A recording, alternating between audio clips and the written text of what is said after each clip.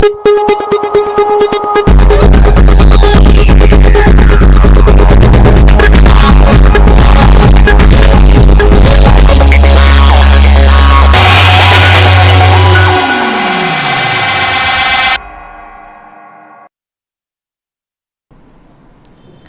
good evening. Welcome to Northeast Window. Northeast Window na sandok sa Northeast Dialogue ta Chan MAIBAM na taram na okchari. Matam ki tholak pa tongan be isu singi matang da khanane na ba semzari ba platform Northeast Dialogue ki ngasi thamzari ba khanaba topic ti.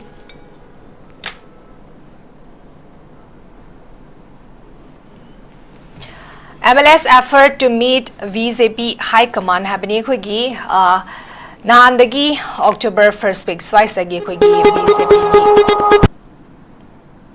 Hanagi leriba khogi leaders sing habitare former chief minister yaurakanda khogi leaders sing tongan khogi separate oina khogi Delhi gi damakta Manipur thadokiba mase khoi prajasana soloina bak thingnaraba ngatani but makoina Delhi da chali base khogi Manipur da chali bachai sigi February gi 13 dagi presence rule thamakanda husik 6 months loikramatung da another 6 months amamo akhoi husik presence rule thamakanda Manipur sa husik se presence rule chalaraga bureaucrat officers singna chalaraga leriba state amakhakni leriba se masida praja singna koigi presence rule dagi thamamba expectations sing do walakpana maram orakanda koigi lengak ama leiba se koigi mihut leina lengak ama leiba ngamjuba se karigino maramaduna lengak ama leina ba koigi VCP gi leriba magic number suna leriba koigi MLA leaders singsna koigi popular government ama yamna thuna sembiu habigi demand se Lakpani Masiga Mari Lena Habitare Tongan Ba Mamang Takta Quigi same the Bagit the Mata Kayara steps in local Patina Cray Quigi Punsin Bagitabak but Adubu Center High Command Kimatung in Nana Chagana Manipurigi Lariba leaders sing Sigi Martakari Tobano House of Fob the same Gamdana Laiba Habitare Dubu Nasi no Ninis da Quigi October get 5 Tigi Horaga Quigi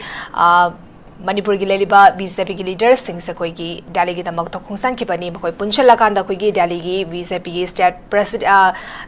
national president amadi koi tongan leliba prime minister union home minister amadi northeast in charge Samit Patra unarakanda koi gi popular government ama Manipur da leina bagi damak ta koi gi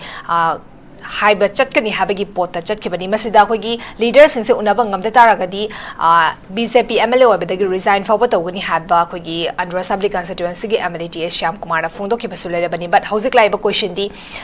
hauzik fawgi oina fangba pausingi matung inadi khogi Samit Patra di una kre but adubu atopadi leaders sing di hauzik fawgi oina unaba laitri adu be taragadi hauzik popular government na asa tawraga chatkiba masi makoina halakwa matamda popular government na makhak semani habagi prajasingna leiruba expectations se masi reality da khogi masi oirakadra oroidra haiba questions ne usik leiba se masi gi matangda ni khana ni nagadori base khana ni nabada saru yabina bai khogi studio da lengshi duna leibir ba expert panelist mem da saktak chege aham deka khumna bochage former acting chairperson Manipur Human Rights Commission Pabung KHAIDEM mani Pabung ika khumna bochari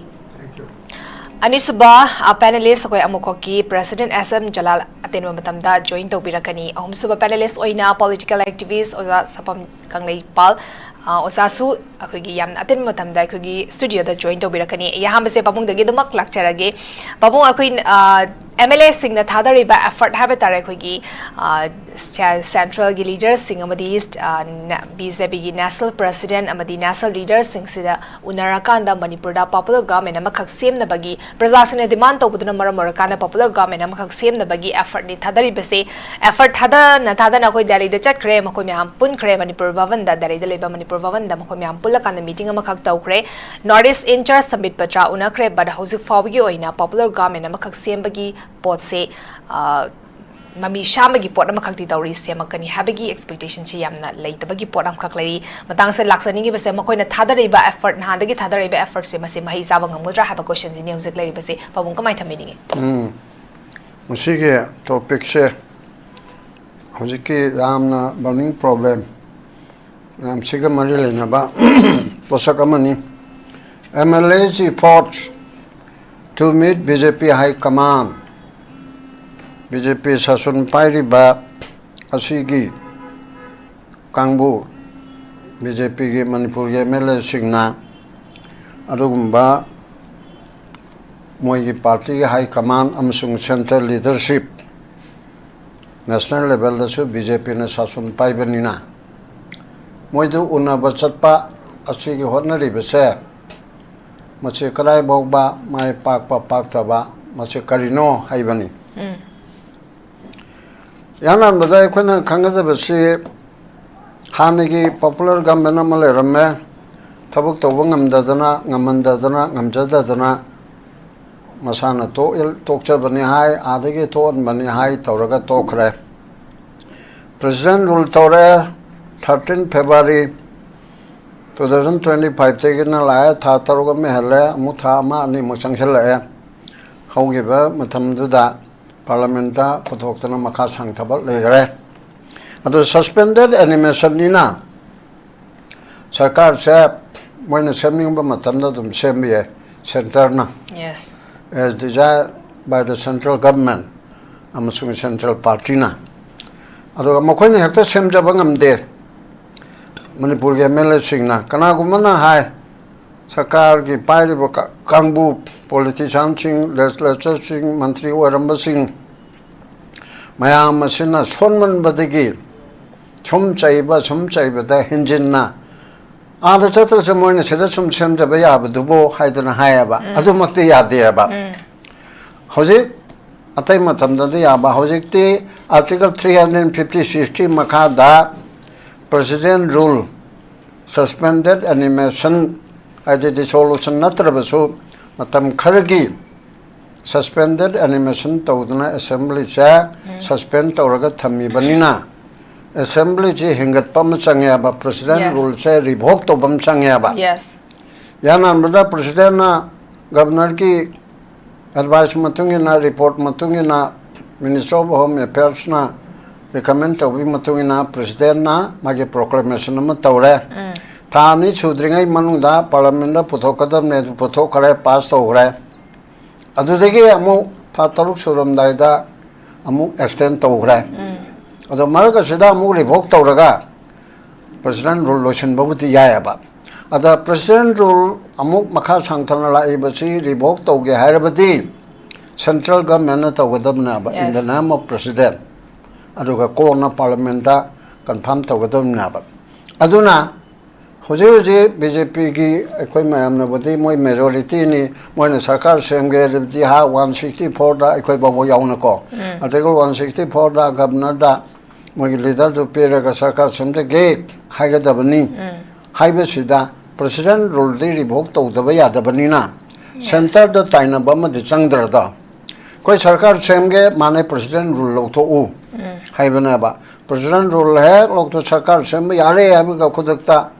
central cabinet na president rule cha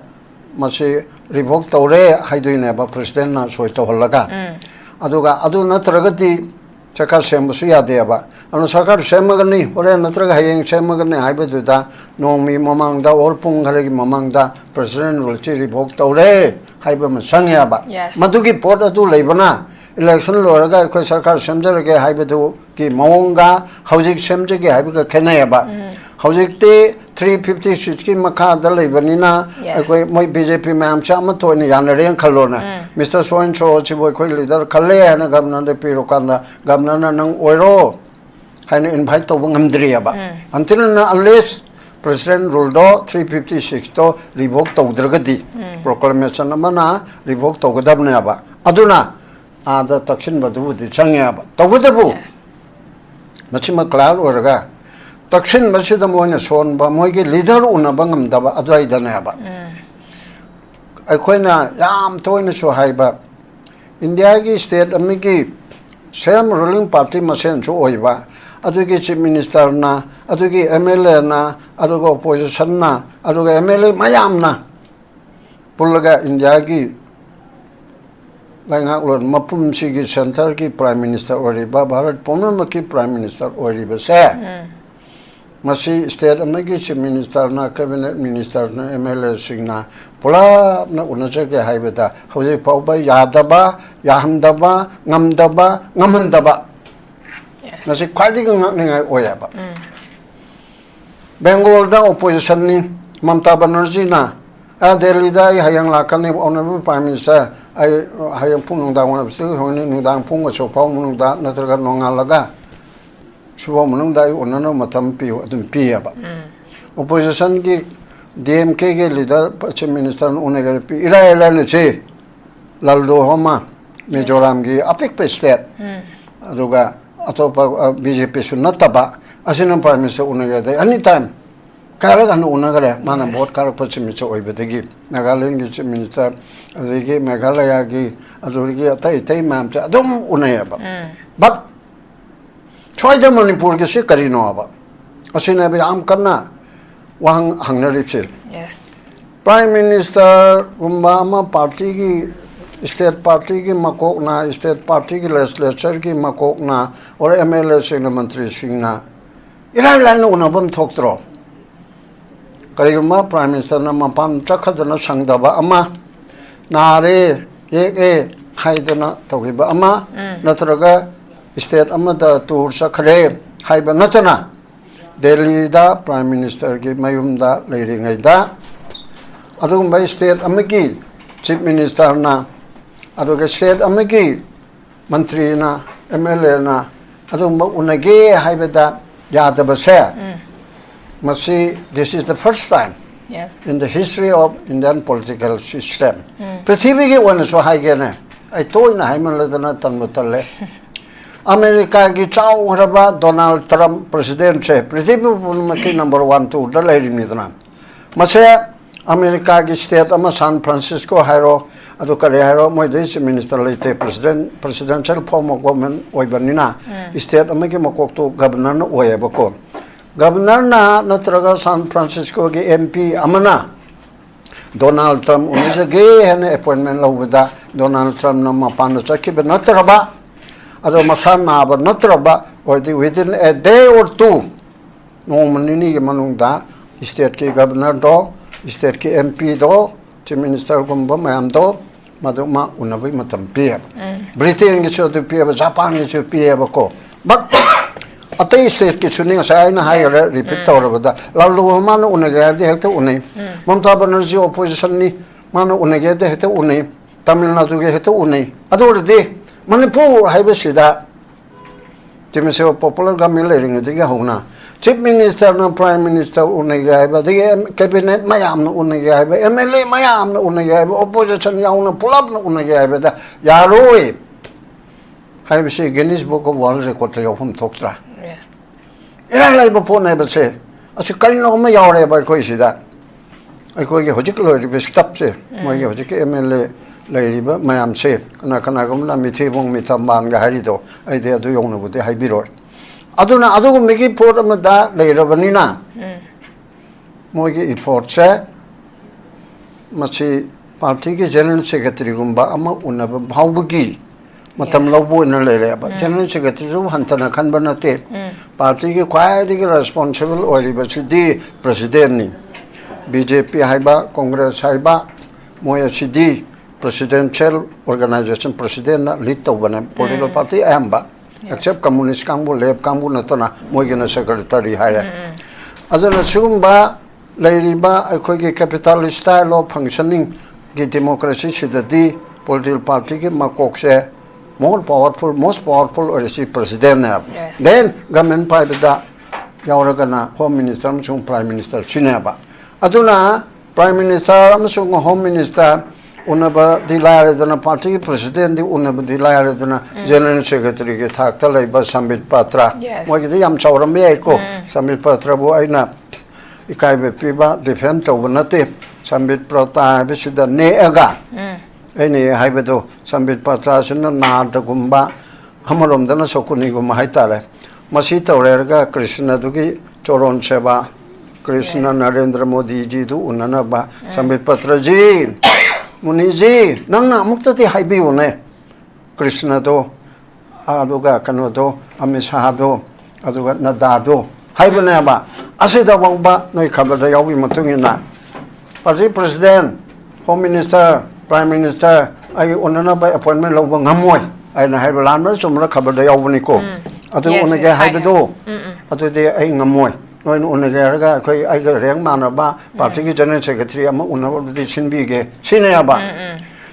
थाके यामना हंतमलदना सुगुम्बा topic सेमदा आई suggestion अतै दसु तौबन सि करि दौदैनो सिबो मीनो तब मयाम दुना चलेगा तुम कांगुम मदन करी तो उड़देनो आदा याम नमों तादरे बसे अदुनदी लाइक हाइबा खरा खांबा लोगी कनोदा लेबने ना हाइबा खोइना बौसी ओरबनदी करी नुपी मचा मंगांगी दाइदो बाइरल का ओइदना अदुसु कनमलि वाइ वाता फजदे न याम तौनरिबको अदुसु आई एडवाइस तौनिंगबनी लोंदा फजदबदे हाइगनु चयु हुलु अदु हा नतु गाइन तौबदो आई आइचे मयामना कन्ना हारकपुदिगे हाइपे हाइबनिको आई नुपी मचा दु कनानो कुमना खंगद्री दु काय हन मवांगां वाता खतंग कनो ओइदबा अखोय पार्लियामेंटेरियन ओइदबा दुदि खतंग लोकतोक फय दम चायु याय अखोय चायरि मी बिरेना जे कनानो आइ चाय नाउनि चिंगं पाइबदा आइना अखोयना कनो तोरिमनि अदना कोंथंग माना कांग्रेस संगजो खसेन माम तोरगा से अखोय कांगलेपाल के माफि पाइलेरमि अदना मुति हुममै ग थारिमनि ओके नुसेगरबा इनाउने कोइने जेलसु फारगा थमुरिमि तो अदु माइना डीआरपीपी दुगी हौरकपदा तोरिबा याम फगरबदो अदु मफत्तब लंबी में चंगुबदगी अदुदिगे अमुक थोरक्तना खुबालोम चंगुबदगी मथोरन थमान पाइबदगी मकुत्तु तत्लदना मी ओइद्रेबा हानिगी बिरेन हारिसे हाइदना अखोइना चैरिबा लाउरिबा कोंगिबसी आइना चुतोइना हारिदुनि ममांगैदा आइ मरु विशेषोरसि हन्थेमने लमनिना साउदना कौदेबा विशेषोरना करिनो पाउंग लमनि कौदे उन साहब ना ता हाइबियोना हारुकान लमनिना हायब इमो मने आइ नुसिदबा नते chastisement taurimni wari ibani aise tambal thongi chapu kaine ba yaibra haidana ai maunda kauhire tuimni hairina ojokum mane ba kon taurip se lana moina pangni khale ba biren bu man sachon par man sarkar par ga ai kona suggest tabu khotto de yarati phatro adu taurgiterabani na machani manau ni masune haibida ma pa ma machin manau masakhang tare nawalo de nangjo to sachon par ba to हाइसिनाबा हजिकछु थाउना फुदोक्तना आदिगे सरकार सेमगे याद्रे नत्रगा appointment पीद्रे हाइना थोरकपदा हेक योबगा थमान छंगना आइकोइ तोए हाइना लाउथो आइकोइ खुबा खुगे सलाम तौबिगेबा any नंगने तौसे हेबदो regional अमा सेमगा तौसेरा करी तौरगा तौसिगे हेबदो आइकोइ तौसेबा अदु नतना नुपा थोक्तबा मोंगदा तौबसिदि सुमगे खननैनाबा सुबौबा maru mapang barla so haiba kana gom asa adugo mada yauru ranuda pau ba haigala eba adu naina mira zawo ba ana khara halwani chayrim sigumba topic tawranu khara wangbada tawse kose na hairim ne ba adong pu pare tawdana nange aru loselakpada anbaraungi MLA's report to meet MP BJP high command high command मागी party मसागे Mopa mama दुबु उन्नब यादर करी इन्होंने तौरिसिबो अतई party दुगा तौजाला पत्रे आरिबा कांग्रेस मा राहुल गांधी सोनिया गांधी उन्नबदा नुमि क्यानिगा चंगे होय मतम मसादु कनो भो चोर मोदी चोर के अदु लाउब चखरी हाइदनो संगे आइना अमनिको दिल्ली दे लेरे हरदि अखोगे उजाइबो बिना अदुगा मेगा चंद्रना अदु उन्नब याबा द सीपीआई के लीडर द सीपीआई के लेडी सिंगसिना दी राजा दु उन्नबदा मादि संगे ये उन्नरो याना हाइबचिबु जनता दल युगी मोय मकोक्तु उन्नब चतपदा अदु मतौ लेब्राइमी अदुना बीजेपी के सिदा हंदे के सिदा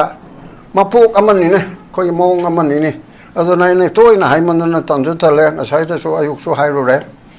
ai prajadagi resign towning bai tu yoreba adu prajadagi resign to bai tu oithoktabanina leire iro loiba anba yawbasida national party mayam sinati yararoi regional party ama tawgadabani haidana yam kanna akoida impression tawreba inanga ko yangsi hana leiba karamano ama da punchi हाइदना चथरियाबा असिमंगाइरा हान round the thumb okay पाउ या फद थम बिक्रे अखोगी leader सिंगसिना प्रजा सिंगी अपामबसे अखोगी प्रजा सिंगना करी पामे बगे मखोइना करी फोंदो इबगी हाबगी पोस्टे ताबिरक्तबदना मरम ओराकान अखोगी एज अ सीनियर सिटीजन मोइना लेबसबो तबाबु तन बाबा फाउजले हाबनी हाइदी लेबा सिचुएशन सिना हाबा तारे मसिदा अखोगी लीडर सिंगसिना जो खनबम दि थोई बट अदुबु यामना कनदी एफर्ट दि थादारी अदुबु एफर्ट से अखोगी सक्सेस ओइगद्रा ओइरोइद्रा हाबिसगी क्वेश्चन अमखकने हुजिक लेरिबसे ꯅꯨꯡꯉꯥꯏꯖꯩ ꯑꯩ ꯃꯊꯪꯁꯦ ꯑꯣꯖꯥ ꯀꯪꯂꯩꯄꯥꯜꯗ ꯂꯥꯛꯆꯒꯦ ꯑꯣꯖꯥ ꯑꯩꯈꯣꯏꯒꯤ ꯄꯥꯕꯨꯡꯅ ꯁꯨꯁꯤ ꯊꯝꯕꯤꯈ꯭ꯔꯦ ꯑꯩꯈꯣꯏꯒꯤ ꯆꯠꯈ꯭ꯔꯤꯕ ꯂꯤꯗꯔꯁꯤꯡꯁꯦ ꯑꯍꯥꯟꯕꯗ ꯑꯩꯈꯣꯏꯒꯤ ꯅꯣꯔꯠ ꯏꯁꯀꯤ ꯏꯟꯆꯥꯔꯖ ꯑꯣꯏꯅꯗꯤ ꯁꯝꯕꯤꯠ ꯄꯇ꯭ꯔꯥ ꯂꯩꯕꯅꯤꯅ ꯐꯥꯔꯁꯁꯦ ꯃꯍꯥꯛꯅꯤ ꯑꯗꯣ ꯃꯍꯥꯛꯀꯗꯤ ꯎꯅꯈ꯭ꯔꯦ ꯑꯩꯈꯣꯏꯅ ꯐꯪꯕ ꯔꯤꯄꯣꯔꯠꯀꯤ ꯃꯇꯨꯡ ꯏꯟꯅ ꯍꯧꯖꯤꯛ ꯐꯥꯎꯕꯗꯗꯤ ꯃꯍꯥꯛꯀ ꯎꯅꯈ꯭ꯔꯦ ꯑꯗꯨꯕꯨ ꯃꯍꯥꯛꯀꯤ ꯃꯥꯏꯀꯩꯗꯒꯤ ꯑꯇꯣꯞꯄ ꯂꯤꯗꯔꯁꯤꯡ ꯑꯩꯈꯣꯏ union home minister prime minister ꯑꯃꯗꯤ ꯕꯤꯖꯦꯄꯤꯒꯤ ꯅꯦꯁꯅꯦꯜ ꯄ꯭ꯔꯁꯤꯗꯦꯟꯠ JP ꯅꯗꯥꯁꯦ ꯎꯅꯅꯕꯒꯤꯗꯃꯛꯇ ꯑꯦꯄꯣꯏꯟꯃꯦꯟꯠꯁꯦ ꯃꯥꯒꯤ ꯈꯨꯊꯥꯡꯗꯒꯤ ꯂꯧꯒꯗꯕꯅꯤ ꯑꯗꯨꯕꯨ ꯍꯧꯖꯤꯛ ꯐꯥꯎꯕꯒꯤ ꯑꯣꯏꯅ ꯑꯩꯈꯣꯏ ꯅ꯭ꯌꯨꯁꯄꯦꯄꯔꯁꯤꯡꯗ ꯐꯣꯡꯅꯔꯛꯄ ꯑꯩꯈꯣꯏꯒꯤ ꯄꯥꯎ ꯐꯪꯕꯁꯤꯒꯤ ꯃꯇꯨꯡ ꯏꯟꯅꯗꯤ ꯍꯧꯖꯤꯛ ꯃꯍꯥꯛꯀꯤ ꯁꯥꯏꯠꯇꯒꯤ ꯐꯣꯡꯗꯣꯔꯛꯏꯕꯁꯦ ꯑꯩꯈꯣꯏꯒꯤ ꯃꯩꯇꯩꯒꯤ ꯁꯤꯈꯛ ꯂꯥꯛꯄꯅ ꯌꯥꯔꯣꯏ ꯑꯩꯈꯣꯏꯒꯤ ꯂꯥꯛꯀꯦ ꯍꯥꯏꯇꯥꯔꯗꯤ ꯄꯣꯄꯨꯂꯔ ꯒꯣꯚꯔꯟꯃꯦꯟꯠ ꯑꯃꯈꯛ ꯁꯦꯝꯕꯒꯤ ꯂꯥꯛꯀꯦ ꯍꯥꯏꯇꯥꯔꯗꯤ ꯑꯩꯈꯣꯏ ꯀꯨꯀꯤꯒꯤ ꯂꯩꯔꯤꯕꯁꯤꯡꯗꯨꯁꯨ ꯄꯨꯟꯅ ꯂꯥꯛꯃꯤꯟꯅꯔꯀꯥꯟꯗ ꯃꯗꯨꯒꯤ ꯑꯦꯄ꯭ꯔꯣꯆ ꯇꯧꯕꯒꯤ ꯄꯣꯠꯁꯦ ꯇꯧꯁꯤ ꯑꯗꯨ ꯅꯠꯇ ꯇꯥꯔꯒꯗꯤ ꯍꯧꯖꯤꯛ ꯐꯥꯎꯕꯒꯤ ꯑꯣꯏꯅꯗꯤ ꯑꯦꯄꯣꯏꯟꯃꯦꯟꯠ ꯂꯧꯕ ꯉꯝꯃꯣꯏ ꯍꯥꯏꯕꯒꯤ ꯄꯣꯠ ꯑꯃꯈꯛ ꯐꯣꯡꯗꯣꯔꯛꯈꯤꯕ ꯃꯁ꯭ꯋꯥꯏꯁꯤꯗ ꯑꯩꯈꯣꯏꯒꯤ ꯑꯦꯖ ꯑ ꯂꯤꯗꯔ ꯑꯃ ꯑꯣꯏꯅ ꯑꯩꯈꯣꯏꯒꯤ ꯄ꯭ꯔꯖꯥꯁꯤꯡꯒꯤ ꯋꯥꯀꯠ ꯄꯨꯔꯀꯥꯟꯗ ꯑꯩꯈꯣꯏꯒꯤ ꯄ꯭ꯔꯖꯥꯁꯤꯡꯒꯤ ꯑꯄꯥꯝꯕꯁꯦ ꯊꯨꯡꯍꯟꯒꯦ ꯍꯥꯏꯅ ꯆꯠꯈꯤꯕꯅꯤ ꯑꯗꯨꯕꯨ ꯂꯩꯔꯤꯕ ꯄꯣꯠꯁꯤꯗꯗꯤ ꯍꯥꯏꯔꯛꯏꯕ ꯅꯣꯔꯠ ꯏꯁ ꯏꯟꯆꯥꯔꯖꯅ ꯍꯥꯏꯔꯛꯏꯕ ꯋꯥꯐꯝꯁꯤꯗꯗꯤ ꯃꯈꯣꯏꯒꯤ ꯑꯣꯏꯕ ꯁꯤꯆꯨꯋꯦꯁꯟ ꯀꯃꯥꯏꯅ ꯂꯩꯔꯝꯒꯗꯣꯏꯅꯣ ꯍꯥꯏꯕꯁꯤꯁꯨ ꯑꯩꯈꯣꯏ ꯈꯟꯅꯕ ꯑꯃꯈꯛꯇꯤ ꯆꯨꯝꯃꯦ ꯑꯗꯨ ꯑꯣꯏꯇꯥꯔꯒꯗꯤ ꯃꯥꯅ ꯐꯣꯡꯗꯣꯔꯛꯏꯕ ꯋꯥꯐꯝꯁꯤꯒꯤ ꯃꯇꯨꯡ ꯏꯟꯅ ꯑꯩꯈꯣꯏ ꯍꯧꯖꯤꯛꯀꯤ ꯃꯛꯀꯤ ꯑꯣꯏꯅ ꯄꯣꯄꯨꯂꯔ ꯒꯣꯚꯔꯟꯃꯦꯟꯠ ꯑꯃꯈꯛ ꯁꯦꯝꯕꯒꯤ ꯃꯪꯂꯥꯟꯁꯦ ꯃꯁꯤ ꯃꯪꯐꯥꯎꯅꯕꯗ ꯈꯔ ꯈꯖꯤꯛ ꯋꯥꯒꯗ꯭ꯔꯥ ꯍꯥꯏꯕ ꯀ꯭ꯋꯦꯁꯟꯗꯅꯤ ꯀꯃꯥꯏꯅ ꯊꯝꯕꯤꯅꯤꯡꯉꯤ ꯍꯧꯖꯤꯛ ꯂꯩꯔꯤꯁꯤ ꯃꯌꯥꯝꯗ ꯑꯩꯅ ꯍꯪꯅꯤꯡꯕ ꯋꯥꯍꯪ ꯑꯃ ꯂꯩꯌꯦꯕ ꯍꯧꯖꯤꯛ ꯗꯦꯜꯂꯤꯗ ꯃꯌꯥꯝ ꯑꯃ ꯆꯠꯂꯦ ꯑꯗꯨꯒ ꯃꯣꯏꯒꯤ ꯂꯤꯗꯔ ꯎꯅꯕ ꯐꯪꯗ꯭ꯔꯦ ꯍꯥꯏꯕ ꯄꯣꯠ ꯑꯃ ꯃꯌꯥꯝꯗ ꯁꯨꯝ ꯂꯩ ꯍꯥꯏꯇꯥꯔꯦꯀꯣ ꯑꯗꯨ ꯂꯩꯔꯤꯕ ꯃꯅꯤꯄꯨꯔꯒꯤ ꯂꯤꯗꯔ BJPꯒꯤ ꯂꯤꯗꯔꯁꯤꯡꯒ ꯁꯦꯟꯇꯔꯒꯤ ꯂꯤꯗꯔꯁꯤꯡꯒ ꯄꯥꯎ ꯐꯥꯎꯅꯔꯝꯃꯣꯏ ꯑꯁꯤ ꯊꯥꯖꯅꯤꯡꯉꯥꯏ ꯑꯣꯏꯕ ꯋꯥꯐꯝ ꯑꯃꯔꯥꯕ ꯐꯥꯎꯅꯔꯝꯒꯅꯦꯕꯀꯣ ꯐꯥꯎꯅꯔꯣꯏꯗꯕꯒꯤ ꯃꯔꯝꯁꯨ ꯂꯩꯇꯦꯕ ꯑꯗꯨ ꯃꯅꯤꯄꯨꯔꯗ ꯒꯕꯔꯅꯔ ꯃꯃꯥꯡꯗ ꯑꯃꯨꯛ ꯆꯪꯉꯨꯔꯦ ko zi smaina matam gi oiba magi political event khara dum legre adugi political event dugi part moina Delhi da chatlaga Delhi da leirugo orum gane ko adu BJP gi leader singa state ki leader singa BJP gi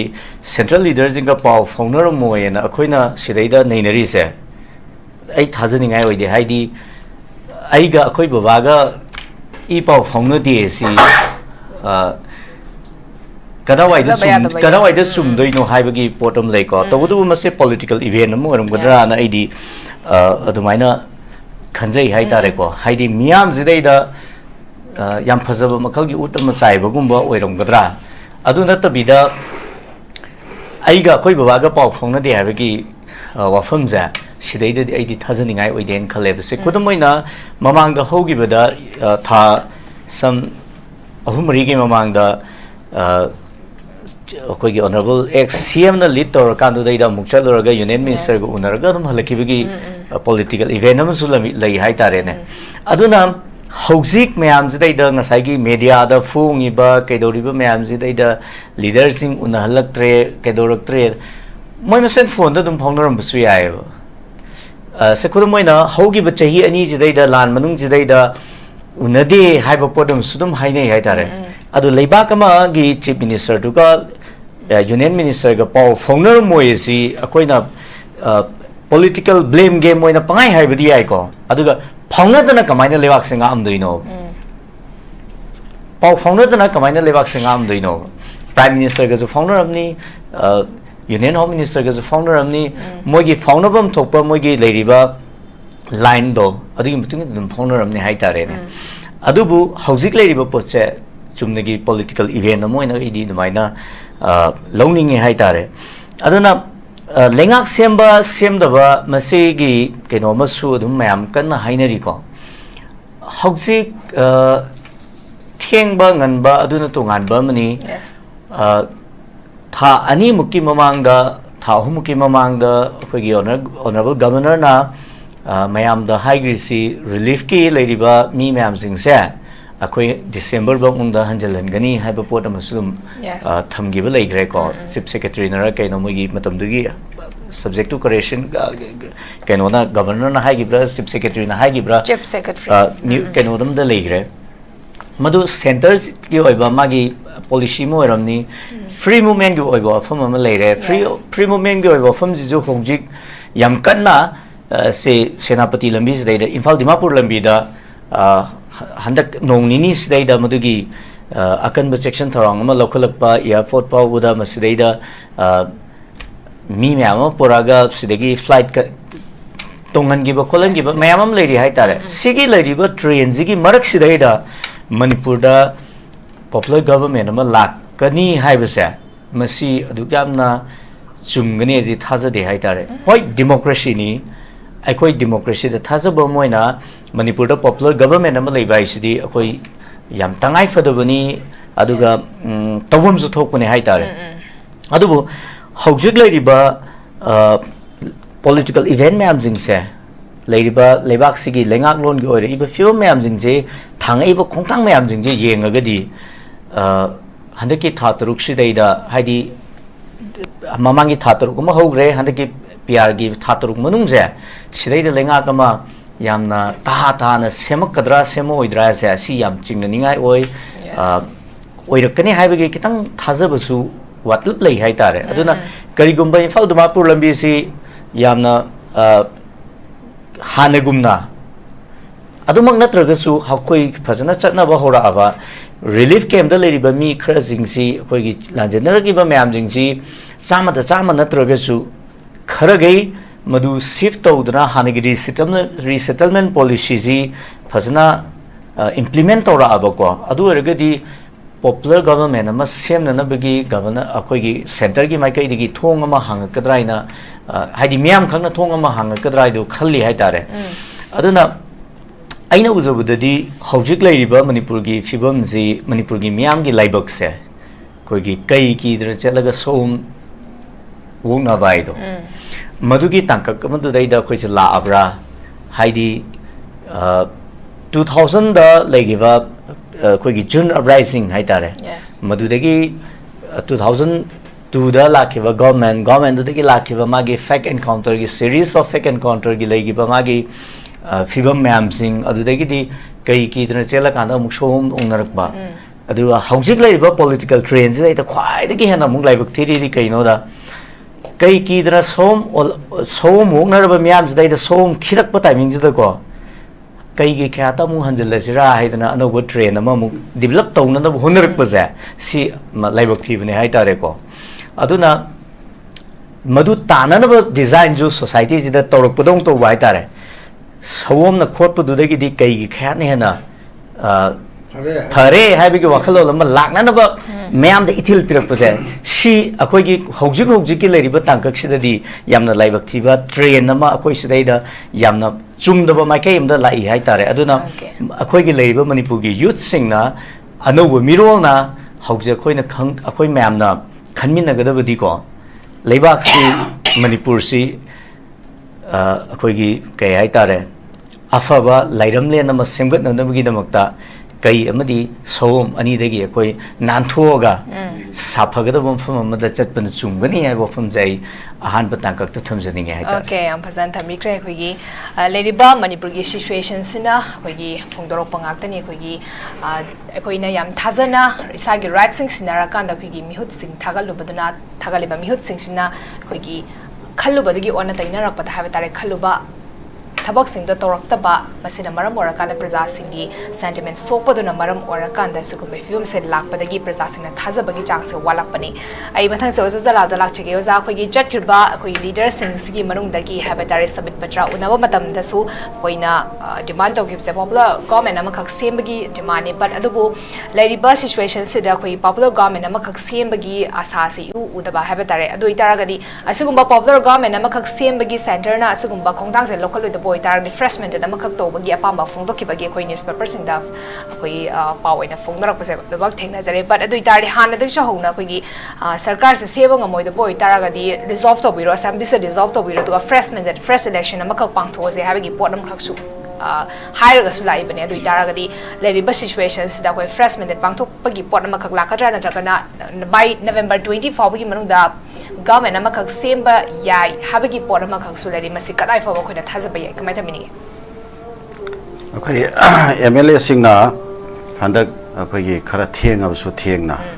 akai BJP high command da moi collective way by effort amada high command unaraga government Manipur da popular government ama semna na bagi sabsaba ultimatum pigani haiba sigi moi initiative se masimati ahan makta da masimadi appreciate tongningai oi aduga appreciate su tawjage moigi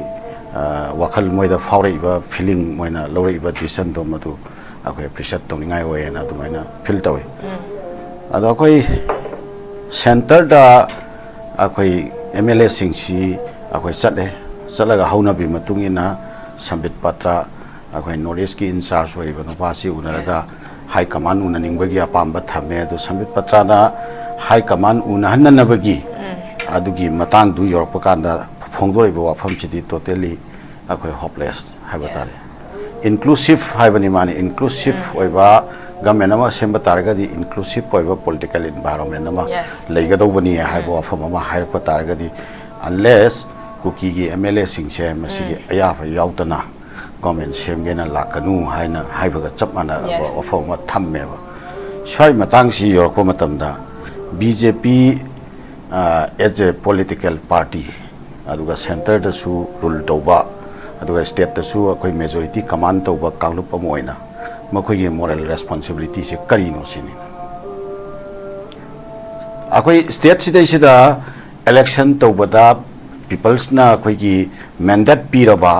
majority command taubagi mandate piraba adumba political party mana lengak semba haibase magi tawpham thokpa tawdaba yadaba magi constitutional responsibility amaneba adugi constitutional responsibility do nathairaga thamaga state sida leiriba akoi gi BJP gi MLA singi marakta akoi leadership ki crisis sama akoi articulation tawraga center da leiba losing basing sina articulation tawbani mase sengna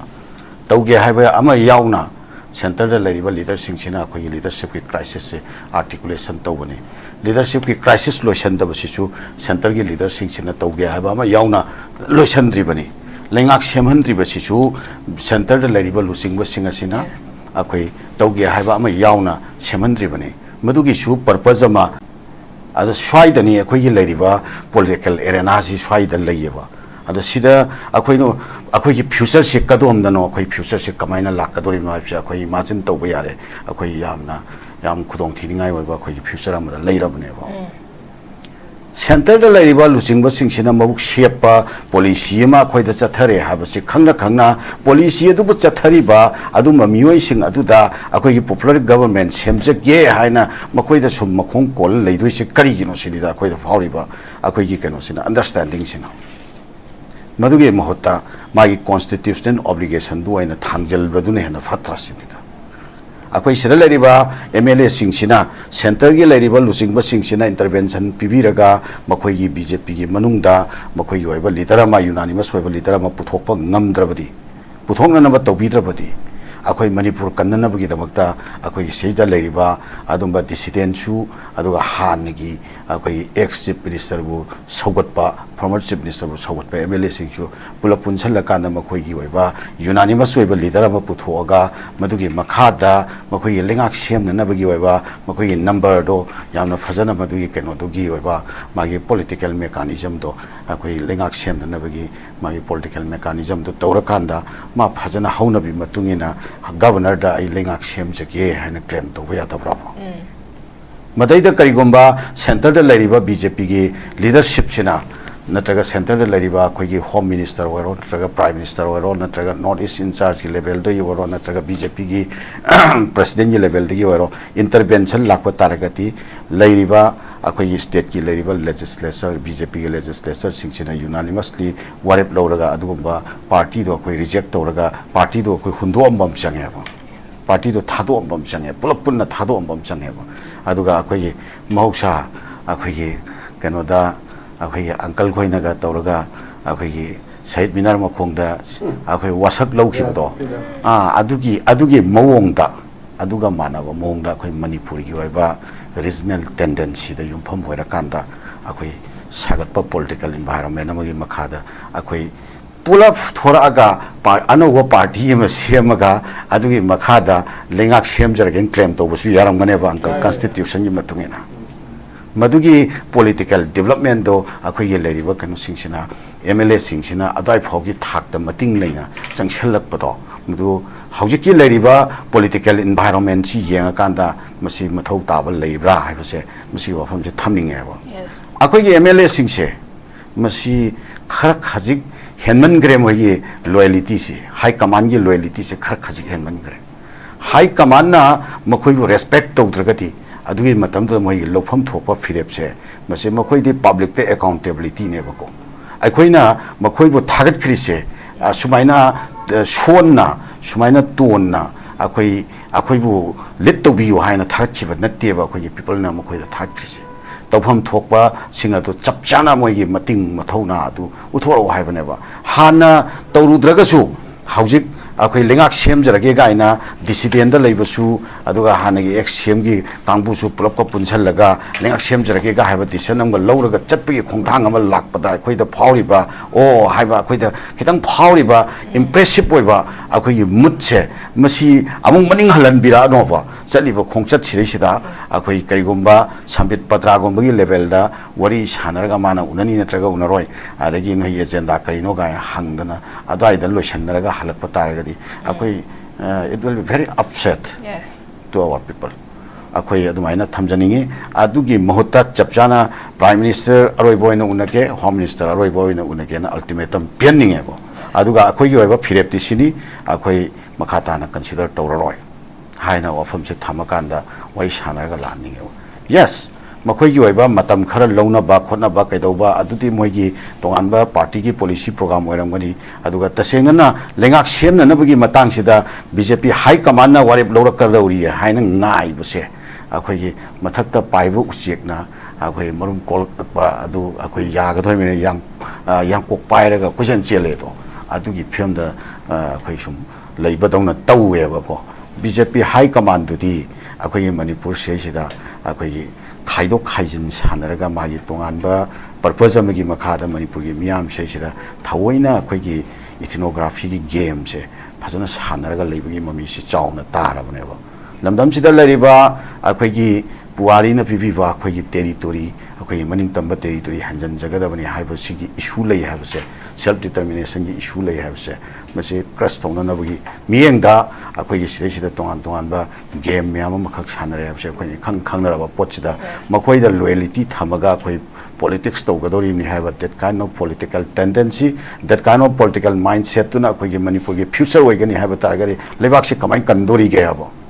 स्वाई मतंग सिदा अखोगी public की mandate फंगगा चटपीखरिबा थोपीरइबा अखोगी इकाई खुमनजरबा leader सिंगसिना मखोगी moral responsibility दो यामना फजना अखोई लोहननिंगे मखोगी सबचाबा फिरेप अमा हंदकी मतंग से सिदा लोहननिंगी लोइना मखा तारकपदा मखोगी फिरेप अदुना मखोई Tungi political future सु लेफननिंगी हाइना अथमाइना थमजगे ओके अखोगी हौजी की प्रेजेंट सिचुएशन दा अखोगी मखोइना लौरपा फिरेप तुगी मतुंगिना अखोगी नेक्स्ट की इलेक्शन हाइबे तारे मसुसु मसे रिफ्लेक्ट तौगदोरिबनी मसी पोता हौजी प्रजासिंगना सुजुमक ngaरागा लेबसु यारिबनी अदुबु प्रजासिंगना पामिबदी हौजी ले मांगदा तारागा लेबा कोर इशू अखोगी प्रेजेंट इशू हाइबे तारे मसिदा हेना फोकस पिरा कांदा प्रजासिंगना वारिबसी वादनबगीदमक्ता मखोइना होटनबिबदुनी प्रजासिंगना पामिबसे 2023 की मे 3 तगी होरकपा कॉन्फ्लिक्ट तुना हौजिक फावबदा IDP सिंग से रिलीफ कैंप दा दमक लेरिबनी नेशनल हाईवे सिंग चटप यादबगी पोट अमखा हौजिक फावबदा दम लेरिबनी आई मथंगी राउंड अनिशुब राउंड आई पपुंदे लाक्चगे पपु अखोगी संबित पत्रानदी फोंगदो ई अखोगी पॉपुलर गवर्नमेंट अमखक सेमबसे मसिदा अखोगी लेरिबा मणिपुर की तोंगान तोंगान जाति सिंगी हाबे तारे अखोगी मरोइना मेजर कम्युनिटी ओइना तारिबा अखोगी कुकी की साइड की सोजिक लेरी बसे मखोई का पुन्ना लामिनरा कांदा कोई पॉपुलर गवर्नमेंट अमा खक सेम बगी मसे वाखनगनी हाबे पोतुनी नाकल अमरोमदना हौजिक लेरी बसे कोई की कुकी लिबरेशन आर्मी की साइड की फोंदोरपदा कोई कुकी की MLA सिंगना हौजिक मैटे की फॉर्मर चीफ मिनिस्टर एन बिरेना लुचिंगा कांदा पॉपुलर गवर्नमेंट अमा खक सेम नबगी दिल्लीदा कोई की कैंप तोरगा लेरी बसिदा कुकी MLA सिंगसिना याहनिंगदबगी पोट अमा खंगनी मसिदा कोई की यामना कन्ना कंडेम तोरपगा लोइना कुकी MLA सिंगसिना कोई मसागी ओबा लफोम तोपा दाइट सिंग हाबे तारे उसकी प्रेजेंट क्राइसिस की मतुंग इना मखोई की लफोम तोपा दाइट अमदी डेमोक्रेटिक गवर्नेंस अमदी अकाउंटेबिलिटी से लेहन पाम तारगदी मसे असेंबली दगी रिजाइन तोगदबनी हाबे की पोट अमा खकसु यावरी ꯍꯥꯏ but som nakanda mu yengurakan di khoi Delhi chalamdai da khoi press briefing piba matamda national leaders sing se unabagi yaba pirak ta appointment pirak ta tara ga khoi BJP gi leiba form sida ki resign to ni habagi pot na khak sulari adu bohozik summit patra una khre atopadi unabagi pot se leitri adu tari makoi thogla kanda karamba decision loraka tori base masasu khanani ngai oi papung kamai thamini aduni ayamna khoi se son gare me na tabadong na tawremni sai khoi mu je hainari sason to boda center ki yaugane bako official level da ado India ki makok prime minister na manipur ke chief minister unabada yadrip se masi world ki wena atang ma pot amana ba kari tawram moi de habe tawram maroi ba masi haitarabra khangdarabra politics se chap chaba how to speak in public how to deal leaders adegi politics kal maina tawgani constitution da kare hairi adegi mantri moina chief minister moina kar maina ngangani kai bese masi makok te hauna ko sida yautre political party punamak ta ayam bana haitare wangang bai tare ka mai politics to do no yes nang bai di chomde nang chakchara bro nang kara chali haibdu na taba MLA amo aina kar mai ngangani party ki president na moina secretary moina kali to se aina ano ba campaign ma party mayam da kan sagat ke na kaliya ba ngang ba hana tambiu ngang bai di ai cham cham na ngang bodona te ko Britain da America da complete public speaking course hang ma sumaina party ke hangaga wa kar mai ngangani leader mo oina politics kar mai to ni manipur ki history se karino aduga constitution da khangdaba yadaba MLA amana aduga MP amana khangdaba yadaba sine karino aduga karmain to raga leader singbu aikoina ngangdana ka aina mamang he panbado DRPP akoi toring the all parties da Chandramni na Bajpai bu sumbado Chandramni phai phate habna taba maduda amadono pamba mong da pajana thagal leraga manipur ki govind ji ki da manipur praja punam na sar ge hakchang phanabi tamukta lei katana khurum jawbi gaida koi me to aina och madi phajan to madu mo prime minister duna khalan do male ba mo ya na to namba ikai thigan ba ka mongang ba haita ba ji amati am hairina phare phare thigai kya chahiye haraga moi bana manipur thogai to ra to re aju mana haibana tro adu noine yadam na tro no chu yate haibo na ai ge thi thogai roi ai hana hai gare dana hara mai londa do maine ka hadiya to ka hadiya hara ko nungai na thora halle ba that means masai ne ta handa mar policy kai no bu Chandramni be yam phare haibana ta ba mana leader ma da dil to bodo yes adu ge poto Bajpai na Indira Gandhi da dil to bodo opposition yam kan ngang garab sakar bodo hana ina film masana ma emergency ana to ba ma kangana na charaga ma tawe mado BJP na Congress pu pangun hundran pangthok to ba film lai khaladu oiramdre aseng ba pot ado Indira Gandhi na Bajpai no opposition or ga ka no ma ta na ga damni ga na Bajpai la ga Bajpai na opposition gi kan mi no madam mado nang na to ga tabuk to ka kai na pitho ibedo to adugu migi pot ama Bajpai do opposition ni Indira na hangam hei chau ibaga law baga khong baga tawrimni lai pa ke apun ba tar ko kan de Indira da manu suggest to ya opposition gi dai tawraga na ai film do complete pudi yeng driko to adu maina khoi gi leader sing se sarkar pairi betuna opposition gi leader sing se ma kolaga thamgadam na tro birena ozai bo bi tamu bo bi o joy ni mai chalwa Dr. Nara so and so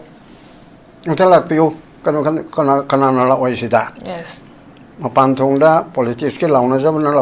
o biren ka duk seba kali to ge ba nang do si to na nang nai khoi na hai bi ya to na hai ta na thing na to bi ya bo po na ba adu din na tana somna mapan thongda ai khoi puna ma dollar dul nai na kan si adu ai khoi puna ma chupun na theng na bi ne si and ko gi chai na lam na gi ka kana ma pam pam ya tre MLA sing na ga hai ba ai khoi pul la ga theng na ga da ni kai no pun do ri da praja mayam di CSO mayam di political party mayam di pun ge ngai le re pun do ri ti kari no pun ge do se ruling party na CM na tra ga opposition ge economic party president na Congress communist adu JDU adi RPI ada tu loin la o sigum balai pakke kanom ta ko khanasi prime minister se khoi mam chala ko no si ai khoi do kari mam ta chance pi bidre haina tolda adu dai bo bina ara ai nang nawalo de la kha o jo ngangan gara ba tu lei thokadra nang ko te hai mine bondhu khoi la ane hani gom singa doine ba si tongning de ba aduna khoi gi manipur ge administration maroina BJP gi ai chai nau ni biren paiba government gi mawong matau sa masi Guinness Book of World Record da na te museum da thambaya bi pot am oira ba adubu khoi ji chu asa hande man he hong pa karima prime minister home minister unaba yadre president yadre di thoraga tu dai khoi bye bye please ai khoi BJP gi tokchare hairaga musai jalana hangi bedo logi matung ina tu thar chi moi kon mangana phabani kun tarukla 37 ge adugi duda moina thore eraga party am semaga adu su la kham hai khre ne BJP manipur haina koraga semaga leader makhalaga congress ki manga support to jara ani maramdi real BJP oiroi dabanina NPP gi lere NPF clear hoi congress ki to aduna majority se tum phayaba pharaga sim chumachina prime minister orga seme tawdabudi irai bidlaide president rule do lokthok tan sembade yadabanina president rule do lokthok tan sembade yadabnina adisop tawrage hai bisungami center no ko adu orga su disop to hallo 자기게 우리 차이나 강력발 나해도 그리노 뭐는 사카르 가이도 아이 망망해서 하이가래 놓고 가인케는 제가 가이도 파티에 말리에 프레시던트 롤도노 파레나 아이 뭐가 오너라오르미 아주 그 소음 오라메 점풋 오라메 아주 어디 아무 주파타범 아두다네 봐 아이나 politics ay 영닝더버니 아주 뭐 regional political force 아마 거기 마야암 제 마카이 되게 어디지 Hangnariaba, Adamasiso, Amu MPP, Haibama, MDF, Haibama, Good Governance Party, Rigi Karish Saritki, Lengak Party, PPP. To kindly say that I be Volasuriaba. Mayam said, regional Amakaktum, Semangam. Yes. Tongan political party, Yauram Sanu, regional Sige and Pessis Pidana. Kanagi Hek, Toriba, Mam Chipun Sileraga, Hanigi Toriba Mong Donataba. Hana Yangredna, Makan the LPP Yangre, Federal Yangre, MPP Yangre, Mungam Tadre, 100 Cookie in a Tambiba Para, May 323 Diga, Jose Povada, say Jalana so Hagido. I said, I quit my arm, she punchileraga, and the Tigan Tamina Shikadoge. I quite border put up so late there. Yokshu yawning there, I do my Namating Pango Herity. Upon my regional force, Matoraga. Masagi kai oiriba aduga sawom oiriba aduga BJP oiriba Congress oiriba National Party hoji yamna tongnaga do risa ani chine bako yes ani chi thok into eraga regional ama toraga minipu ka leraga chingtam regional haraga mai te khakte oiba ro ko kuki khakte naga khakte gi pangan khakte gi yaro manipur pumbagi yes collective oiba collective oiba Amatoraga was another Mong Tana. Adagi ticket people caught the Haniki told me a party, when you out of Nimadi PC, I do not about. Mayam Chikaka, utilize Larry, casual type of Maggie style do that. Kendrigi, Internet Toraga, the school candles that regional give me Tagakadimi Mangale, Chimano Canal and Pagani. Pibiro, me listen Contrani Pirocani. Sugunda, Lamlaida. Amlaida chi la kanamen hana phagani sagun banda rilongda ka hana toraga hanagi ticket pp style nataba chide amadami ki casual ki style do ai kanna pami mayam da hangega mayam na thagala parsino khaide na phagani haibu ticket perga moi homdra mang do homputare ka gim natra handaktabu kanana Narendra Modi sina opposition chi hanna ba masidi yamna chobatik te taraibu Adam Pauba Am Oirabana Bakanose, Modi se, BJP na Sason Paide Bahuse, Modi na Paeba, BJP program policy Hiroeba, Modi program policy, Modi guarantee, Modi Haibunuai. Masida Rum, Tonam BJP Chief Minister Amatana, Modi Wapandana Sason, Tobungam Deba, Modi na Haibani. mi lising tara thabuk pi bi certificate pi bi su modi na haibani sak pi je badu su modi na haibani se bu karam makhan ki democracy no na koi bi koi ra ro nange mage party tu yaning da bene tan Rahul Gandhi na na amana bo chor du chor hai se moi congress ki khodong chabal long na bu ti oiram ga ne bu chum khale na amaduna nangdi nangne ha na du ne da ne hai ni to ko moi ni se hojik te ai se debating wal ni na BJP na ngang ye sai ba congress na ngang ye sai ba tai do na ngang ye sai puna mak se khon ta ga dam ne ba le kana ko mana rain te do masen huna bi ran ne do huna da di ngang ne da di ka du do ri ba ai ko sa nga ge le pa o se bro hun ge dab ni opposition na kan ngang opposition ngang man de na ai di chaw ri mi congress se opposition oi bi ki to hai ne ba asida chama ngang da tara phana ngang de BJP na sengdok na bo honai BJP na Narendra Modi ki style si di opposition chai ba congress chai na bi ki sason noi na to ya ba sason pai bi di opposition chai ra ro tabne opposition na chai rak padu taraga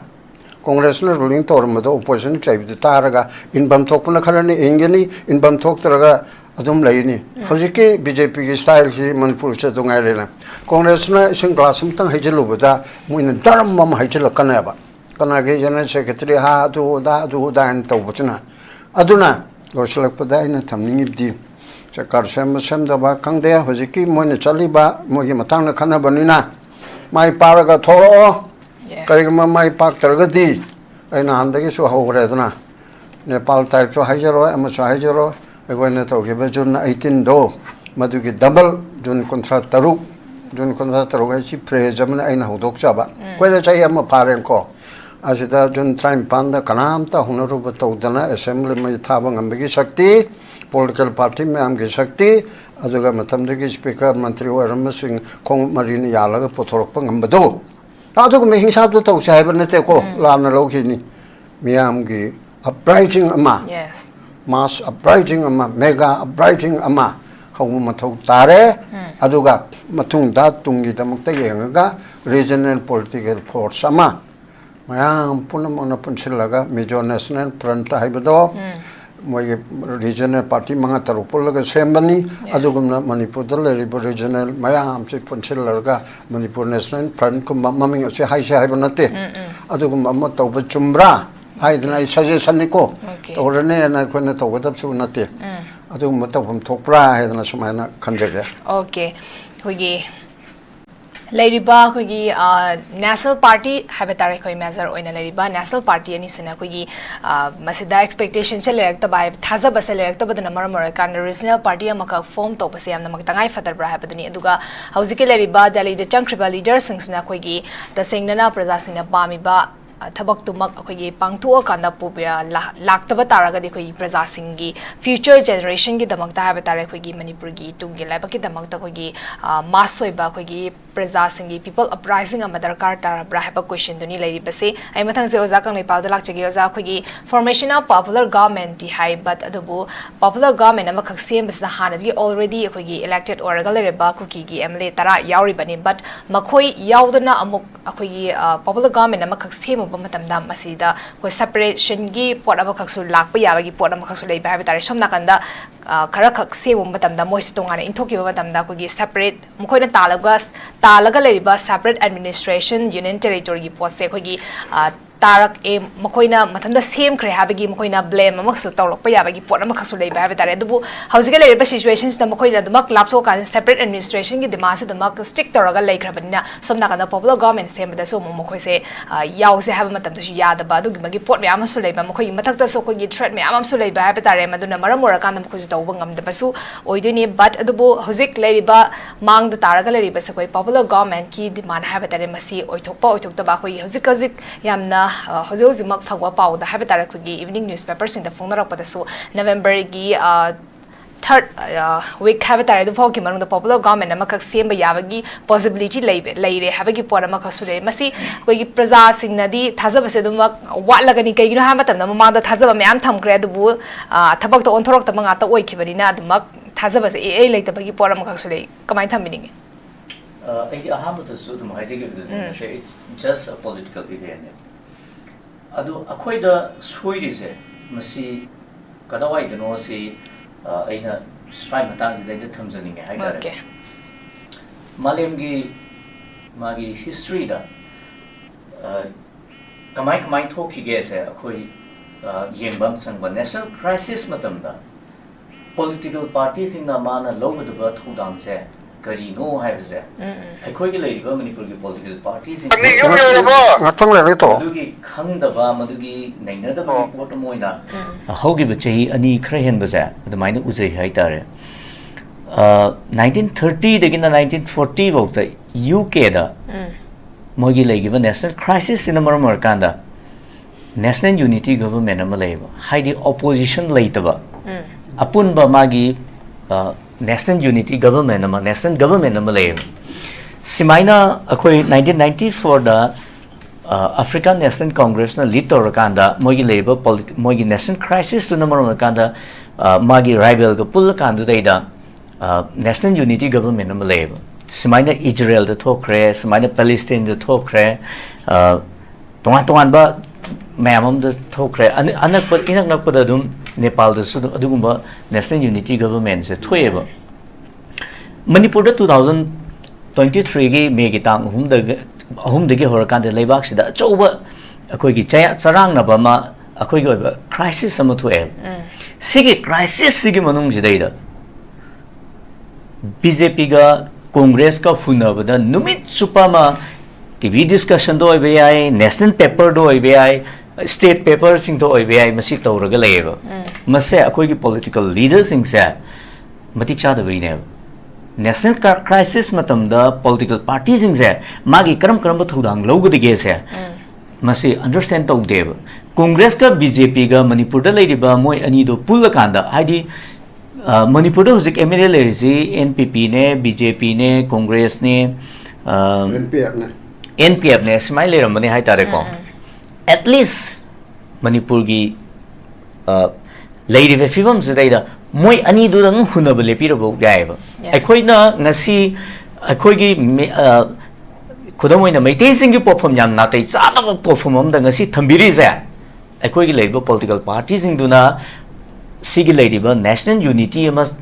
tangai phade ha bagi wakhalon je thado kan da moi masen pangun da hunaba gi potama akhoi da achauba lanjao ma achauba crisis ama thoi ngai manung du da bokta moi masen hunada bu numit yaw de ba ngasi bo hunari hai tare ne ko sina marom kan da akhoi gi Manipur se fibam cha da ba yamna khudong tinai oi ba tangka kam da thammi ne aduna hojik akhoi gi national unity government ama matam du dai da sembiram ba kari Congress sumagi national interest to pa ai ba state interest da madu moi kano to gudong ne ba BJP sungai re amazungai re mat crisis manung du dai da di lebak si go interest da thok tong ina ga da ne ba miam si go interest da thok tong ina ga da ne ba madu to gi da do achau ba asoi ba mane sa masi akoi umina ban change haidi aina hujik haijari duni UK da 1930 to 1940 gi magi yengbiu kano da Africa da mo gi 1994 gi issue yengbiu 1967 da Israel gi issue yengbiu ko simaina 2007 da Palestine gi mo gi political film yengbiu sigi mayam jingje phasana mamuta ne nainabira kanda Manipur da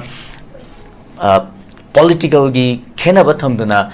tawbiram agadi yam chumgadam ne hai tare ne ko handaki hogi be MP election du dai da matam du dai da ai akhoi keno to ge ai press meet ama to rakan du dai da lakador be MP election si dai da akhoi yamna silent oina leijagani maram di leiri be film jina maram or kan du dai da akhoi election si dai da du yam thoi option jaroi haidana ai statement bu pizagi ne hai tare adu bu leiri ba mayam jing si dai da madu gi political understanding du moina grasp to ngam gi da ki potama akhoi de leigi hai tare aduna leader ama oi basi asuke matik aruba perform mane kudamoina 1948 da lamyan ba hizum irabot si apunba magi iho ma sagana ba hona ba matamda magi self criticism pi gi magi self criticism du na maram kan du da iho du gi miam gi laiba iho do madugi apunba fibam ma sagala kanda magi pami ba kholau do mamang thana mangjil thana puruga chatpa ngamgi hai tare aduna ngasi gi leriba political political parties sing magi leaders sing sidaida leibam thokpa political understanding ja masi leitabagi achauba hoba ma lebak sida leibra haibase masi akoi nei na yai regional gi ho ma mayam na highway gi ko manipur se angakpa akoi gi ma yam na ngakpa political keno mayam am lei state mayam am lei gai tare ai maming di palaro regional party ma magi MLA sing ja kare election torba mutung ta kare magi leiriba worker ma'am sing do magi party worker ma'am sing do magi party office ne wo ke na lei pareng hu ke na ngai ri da na national party ma da changraga akoi party da join tore na som da lei hu ke wan hojer pa regionalism gi wakhallon da change chongjar pa ma'am da na lei hu pa bo phangau da bi da chong gi bagi akoi si history lei manipur da masya thoki ba tong dong ni ko hari ba political party du na di aina hari je karino do khangam gane ba aduna hojik maru ri di manipur gi leri ba youth sing se si na manipur gi hogi ba political history myam jing je yam fajana digest to wam changi madu to da bida social media jing da pakat khanaraga leiba do aduna di oiroi hai tare ni ko aduna hojik manipur da mathok dari se fresh mandate nati anu election to du na te ba manipur da mathok dari je karino da fresh oiba face ma mathok dai ba anu ba mai thong mathok dai ba somna kandagi somna kanda chongak pado aduidu maduna leba ke fa porkane sidi hanjan chongdra ugraba ngakne haitare hanjan chongdra ugraba mayam jingduna amuk anuba afaba idea ma puthura kanda manipur je kalrani je sidi akoi du yamna thajani ngai di oiraktabagi thak ama leibra leitabra je manipur gi youth singna masi nei na bam chang ai tare aina nga sai je gi biduni ngasi aikoina maitei singna pofam sadri je leiriba manipur gi crisis matamda malem gi tongan mafam da thokhiba nation crisis matamda political parties in the karam thodang logi ge je khangdaba madugi political understanding leitaba mayam amana makok thonga chelabrai je ngasagi lan kanna somda khun ngakpa mayam na thawai kuba ta ha pera kanda leiba khunja mayam duna chabam thapam khangdana leiri ngai du dai da moina somda nungti gi phamaga hunangami ba adugumba political leaders sing ngai tare ne ko aduna hojik manipur da fresh mandate kaina taurising je sarkar paining rangor ba power paining bagi phangam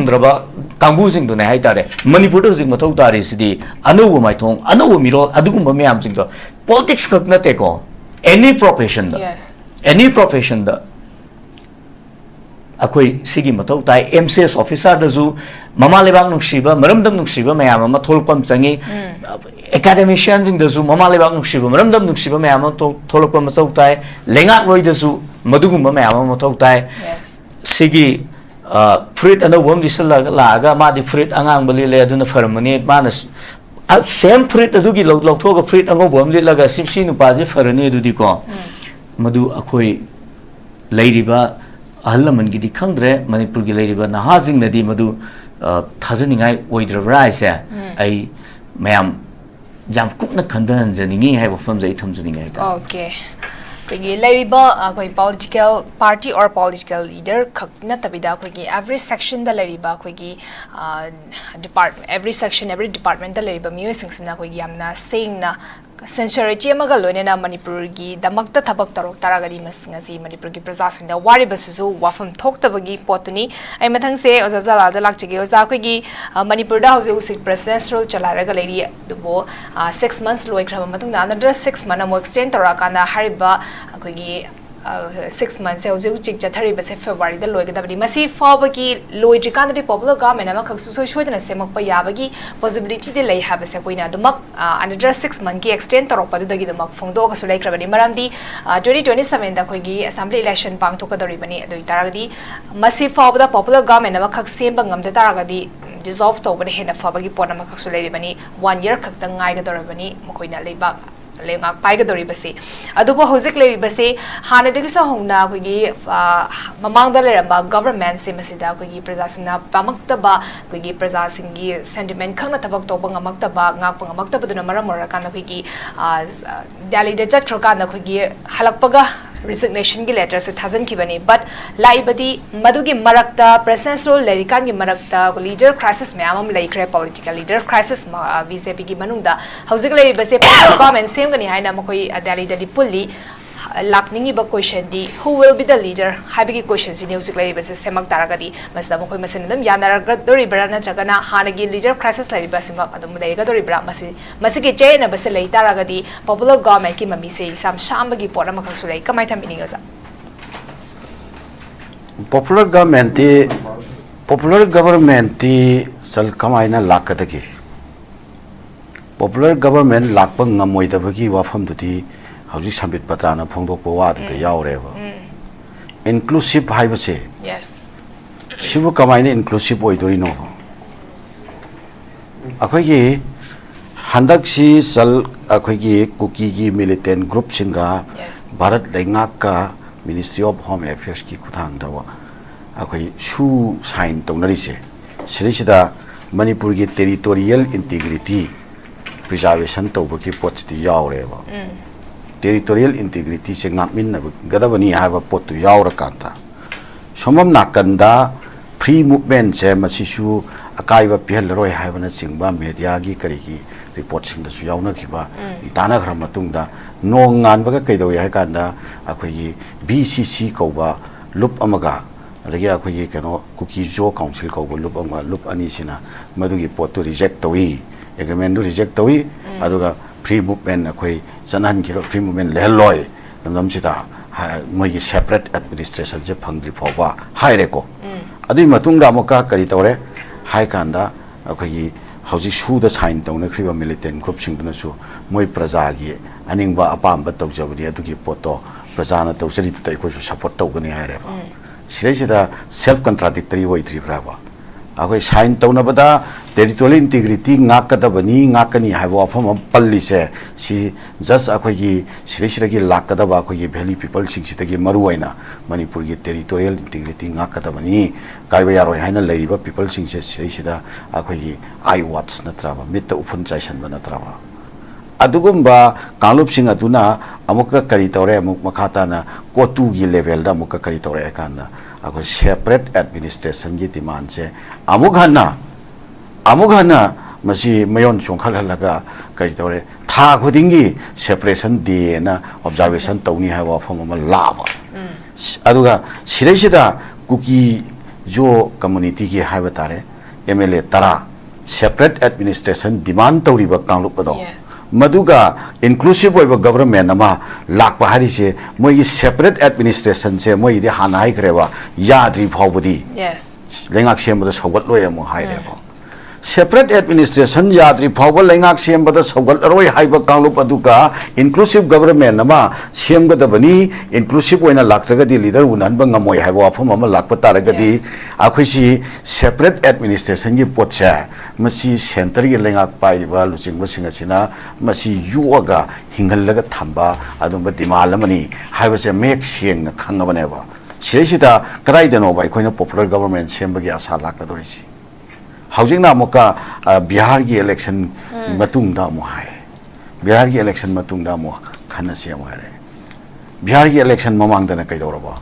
Bihar gi election matungda Manipur lengak sembaga majority command toriba BJP gi legislature laina BJP gi lengak sembaga aur Manipur gi lengak sembaga Bihar gi election kai mari laina ba ana masi sejira laiba potse masi akhoi lamdam siresida leiriba akhoi people singi interest adumati sunat natre haujuk ki leiriba center da leiriba BJP ge leadership na thangi ba khongthang makoi hulliba false makoi political gi wa kanu singsi step moi policy program singsi khoi people ski leiriba asi possibility natre people gi mindset simudi natre aspiration numadi natre habse sifhaudi akhoi political leader singsi na ya mature oina sidi understand to ba yare na haiba sigi wafam sima thamjage ado ani subada Manipur sida yamna chauna kaithagi ba pot ama leire ba khoida akhoi gi oiba collective foiba akoi punna hingminnabagi amana amabu respect tonabagi amana amagi oiba magi kenose custom tradition magi religion magi leiba kaino myam chi kai khumnaraga akoi manipur haibase manipur sida leiminari ba akoi punamaki akoi imalai pakni irei pakni masi kanminaba haibase akoi punamaki collective responsibility ni haibo wakhalon chi sagatba that kind of political philosophy se mangthakiba kuire masi amhonna restore tawnanabagi damakta akoi gi oiba political development am mathok taeba madugi political philosophy am mathok taeba madugi philosophy aduda akoi lariba youth singa sina alternative foiba akoi political development am akoi purapam changeba natadana all wine new portal gi adumba formula aduda akoi lakpa taragati kaisu ahongba lakoyeba all wine new portal na di akoi lamdam sida changes purapanga moyeba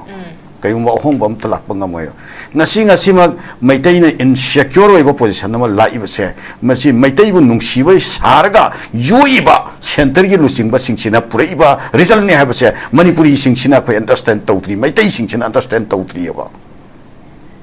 maitai singchigi marakta maitai gi maikhum uppa aduga manipur da maitai ga topak talu punamak ka khana na bo hona ba element me ham harbor torga lei siri mayon chonga ga lei ri aba si singchi understand tawtri ba ko gi people na yellow mi wala nai lup na lep ya bro yellow manipur gi yellow mi kana kana no haipchil na nai lup na lep ya bra ba si khana na bo policy na tra ba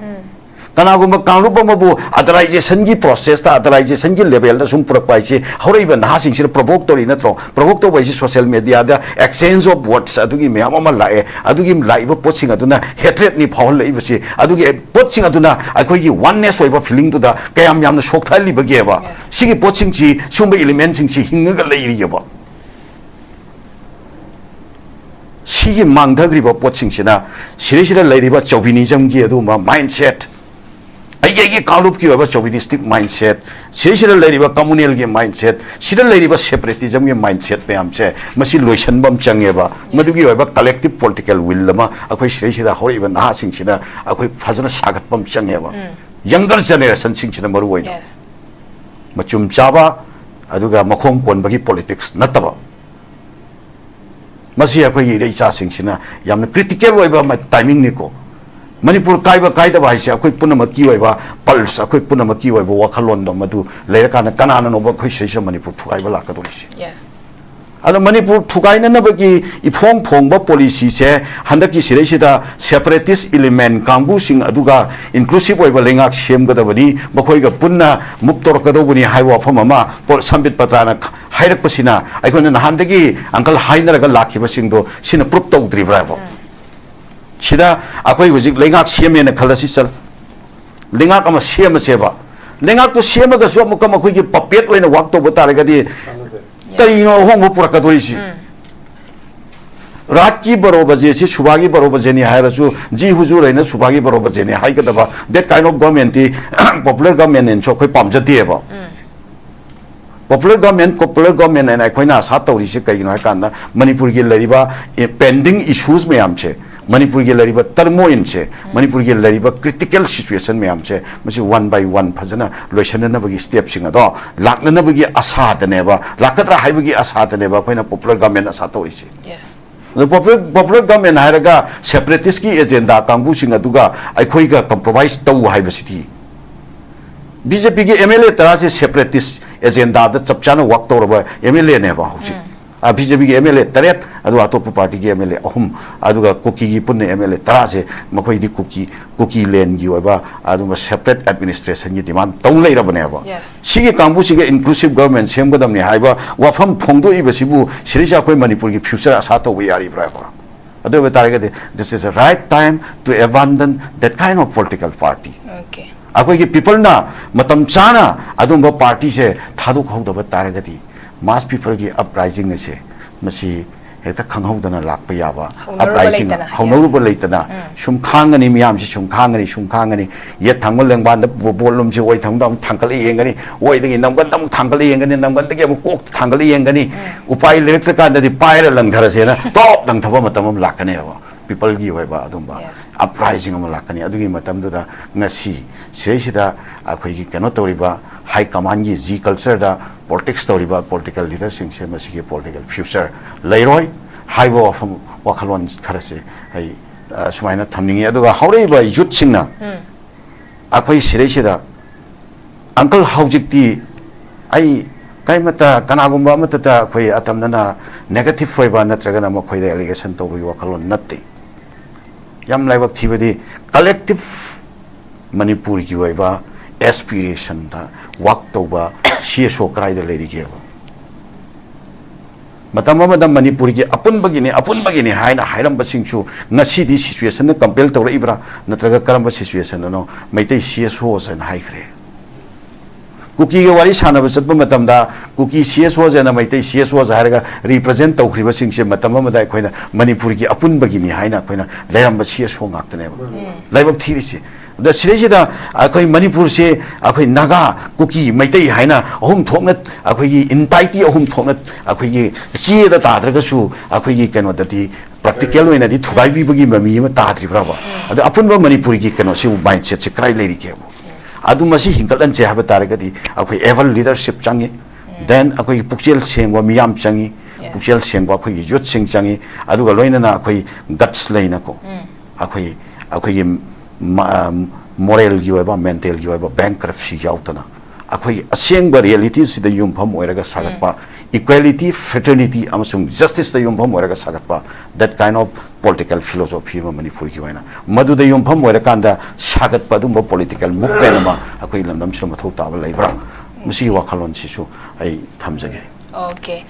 yam phazan thamikre khoigi idea of manipur gi wakhalon sina khoi mang tharakanda punamak thabak tomina ba makhak changi ai loishalak pada paung da line makhak tang ai da hangjaram ge khoi pawung hoji mamang da chatrikan da khoigi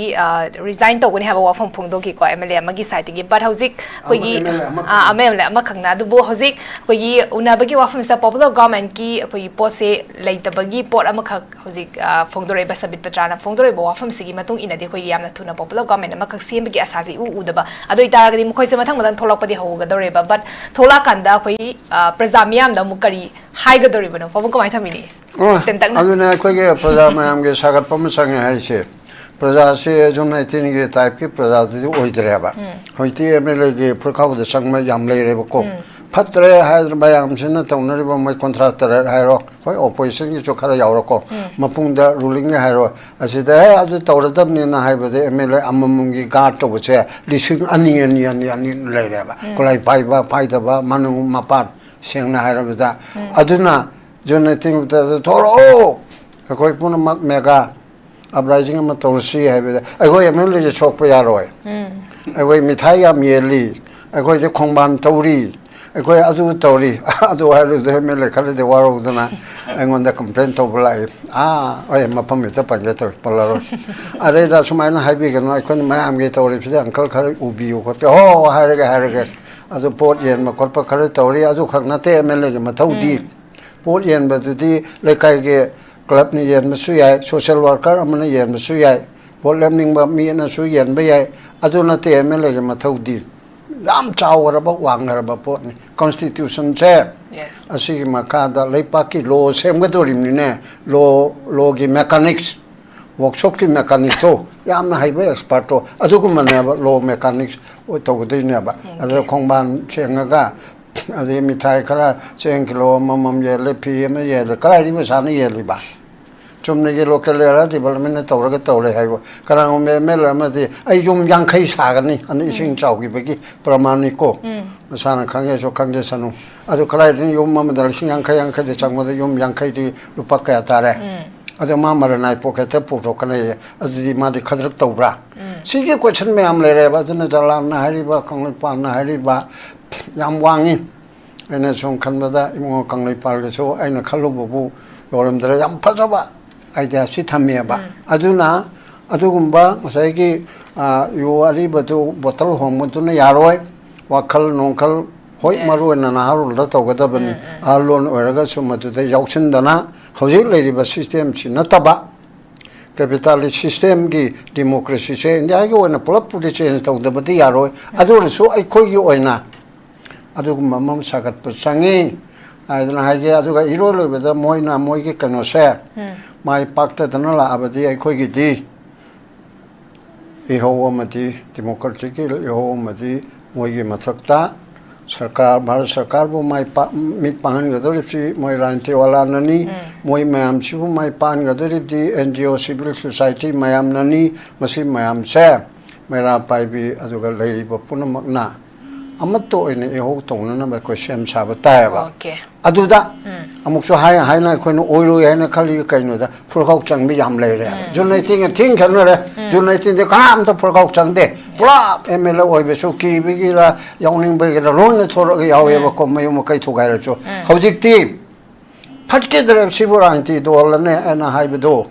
अदोरसो मादि कनगदबने आइगेदि आइगा ngang थबो happy फिदल लेगरे सि वाखनसे थादोक मिनसि okay हम फजन थम्बिक्रे हौजे अखोई MLA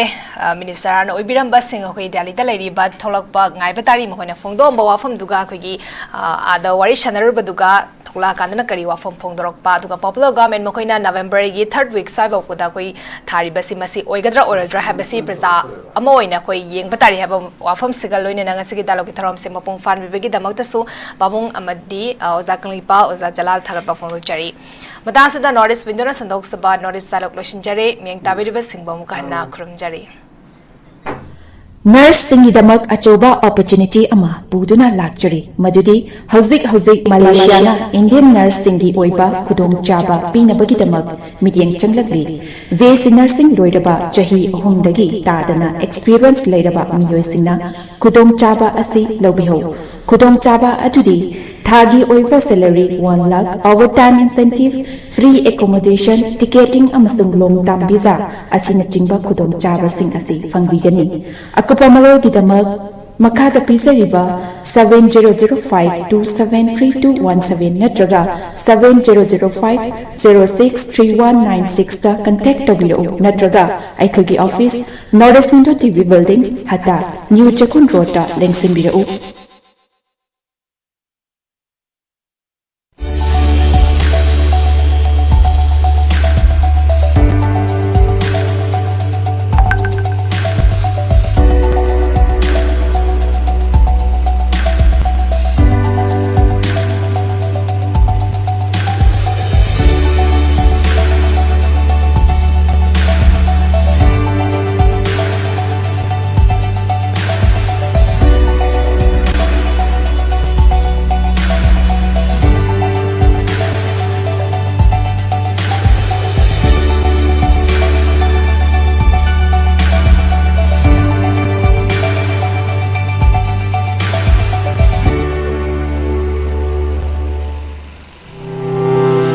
Step into a world of endless possibilities with 18 dynamic faculties and 180 plus courses. Unlock your potential with industrial-ready training and placements. SGT University, empowering tomorrow's leaders. Class 12 अमसुंग graduate लोइरबा महिरोसिंगिदमक्ता जर्मनीदा hospital program तंबा याबगे खुदोंचाबा पिसरी हाइरिबा program सिंग अजुदी अहानबदा accountancy हाइरिबा stream असिदा तमनबगिदमक्ता commerce background लेबगा लोइनना 60% फंगबा ओइगेदबनी अनिसुबदा hotel management हाइरिबा stream असिदा तमनबगिदमक्ता any stream da 50% फंगबा ओइगेदबनी अहुमसुबदा electronic engineering हाइरिबा stream असिदा तमनबगिदमक्ता physics chemistry math background लेबगा लोइनना 60% फंगबा ओइगेदबनी मरिसुबदा mechatronic engineering हाइरिबा stream असिदा तमनबगिदमक्ता physics chemistry math background लेबगा लोइनना 60% फंगबा ओइगेदबनी मंगासुबदा construction engineering हाइरिबा stream असिदा तमनबगिदमक्ता physics chemistry math background लेबगा लोइनना 60% फंगबा ओइगेदबनी तरुकसुबदा automatic mechatronic engineering हाइरिबा stream असिदा तमनबगिदमक्ता physics chemistry math background लेबगा लोइनना 60% फंगबा ओइगेदबनी तरेतुबदा electrical engineering हाइरिबा stream असिदा तमनबगिदमक्ता physics chemistry math background लेबगा लोइनना 60% फंगबा ओइगेदबनी निपानसुबदा medical technician radiology assistant MTRA तमनबगिदमक्ता any stream da 50% फंगबा ओइगेदबनी मापन सुबदा मेडिकल असिस्टेंट अमसुंग तरा सुबदा नर्सिंग हारिबसिंग असि तमनबगिदमक्ता 12 नत्रगा ग्रेजुएट लोइरबसिंगना अप्लाई तौबा यागनी लोइनना हाइरिबा प्रोग्रामसिंग असि तंबा महिरोइसिंगना थागी ओइबा स्टाइपेंड लिस्टिंग 105 दगिना 1 लाख फौबा चही अहुम फंगनी लोइनना 100% जॉब गारंटी इन जर्मनी दा ओइगनी लोइनना 100% education loan to support tawjagani akupa marol gidama 7005063196 ta contact tawbiru hauzik thabaki paw pijari female manga ke hangba famsing kauri mahigi thak nursing degree loibaga loinana 1 year experience leiba oigadabani hindi amasung english ta fluency leiba oigadabani thagi oiba salary lising tara manga in hand oigani loinana accommodation su hospital na provide tawbani thabaki mafam hyderabad oigani male amasung female ani ani gi front desk receptionist cum billing executive ki hangba famsing kauri mahigi thak na bachelor degree loiba oigadabani hindi amasung english ta fluency leibaga loinana computer Hebasu Oigatabani, Tagi Oba salary, listing Tarahum Doga Changa in hand Oigani, Loinana accommodation so hospital na provide Togani, Tabaki Mafana Hyderabadni. Tai fixer gi nupa taruki ahangba from Sinkauri, Maigi Tag degree Dakar Oitrabasu, passport amasung 2 years experience labor Oigatabani, Tagi Oba salary, listing Kunmapandagi Hausagani. Accommodation, transport, visa, amasung flight ticket na jingba company na provide togani. Thabaki mafam na United Arab Emirates oigani. Akupuk marol gidamak 9366230077 natragana 7005273217 da contact tabiru natragana Aikogi office Sparkle Itu Service Northeast Window TV Building Hata New Chakon Rota Lengsin Biru Haksan Panatamgi Hairabadi, Iram the Masimakta de Laiba, Kwaidigi Paraba Hospital Singi Manunda Ama Oiba, Babina Hospital Lizari. Mapamasida, Tazabayarabamadi, Seriam Changana, Specialty Kunhen Badana Laying Badi Kudong Chava Pizari. Pediatrics, Cardiology, Cosmetic Surgery Amadi, Specialty Makal Maka Kayada, Aikogi Specialist Singna, Marik Chumna, Kawai Haksan Yauna Laying Zari. Aduna, State Wangada Mukari Chalugani, Aikogi Manipur Dosuhogiti, Awang Bataki, Healthcare from Labada. Matam Mangan Biraganu, Sel Henating Biraganu, Aikogi Specialist Singagi, Malengi Apabataki Laying Patapiyum Pam Oiba, Service Lobiu. Babina Hospital, where hope meets compassion. Akupamarol Bidamag, Babina Hospital, Saziwa Jel Road, Kabay Soy Impal East Lengsin Biru. Natraga, Aikogi phone number 6909 390666 call to Biru.